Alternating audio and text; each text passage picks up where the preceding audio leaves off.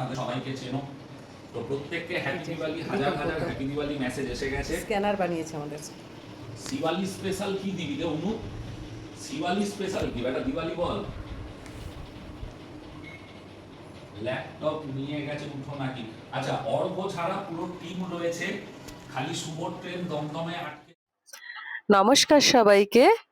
কালী পুজোর দিনের Birati official live ট্রেডের কিছু মুহূর্ত তুলে ধরলাম আপনাদের সামনে।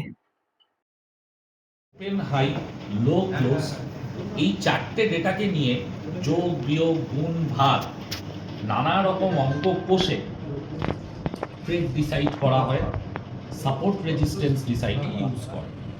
আবার বলছি, 90% ট্রেডার ট্র্যাডিশনাল মেথডকে ইউজ করে, open high low divided by 3 এবং পাতি ফর্মুলা।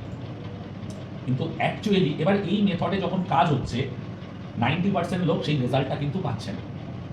এবার তার বাইরেও আরও অনেক রকম মেথড আছে, উডি আছে, ফিবোনাচ্চির মেথড আছে, ক্যানাডিল্লা মেথড আছে, ডিমার্কের মেথড আছে, আরও রিসেন্টলি কিছু ম্যাথামেটিশিয়ান নতুন নতুন মেথড দিয়েছে।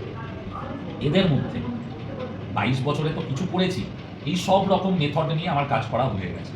করে দেখেছি ক্যানাডিল্লা মেথড তোমাকে এত ভালো রেজাল্ট দেবে ভাবনা চিন্তার 80% সাকসেস রেশিও দেবে।